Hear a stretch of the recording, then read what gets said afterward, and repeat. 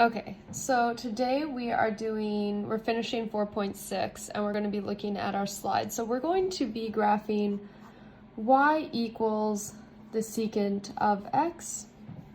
So if we're doing this, so this is the reciprocal function for secant. We know that the secant of x is really just 1 over the cosine of x. So what we're going to do is we're going to start with the graph of the cosine of x. So where does cosine of x start? So I know I'll start at 0. My intervals will go by pi over 2.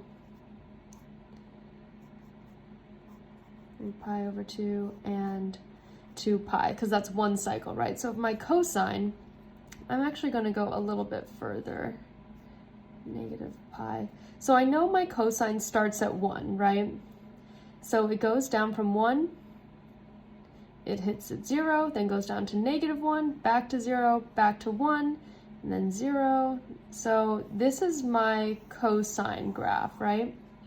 So if I'm doing the secant of this is just the reciprocal. So I now have cosine in my denominator, which means for any value where my cosine of x is 0, it's going to be undefined. So I'm going to have I'm going to have asymptotes just like I did when I had tangent. So when does it hit 0?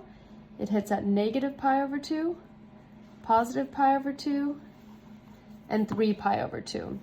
So because it's a reciprocal, so my highest point of my cosine graph is going to be the lowest point of my secant graph, and the lowest point of my cosine graph is going to be the highest point of my secant curve. So that is what my secant graph would look like.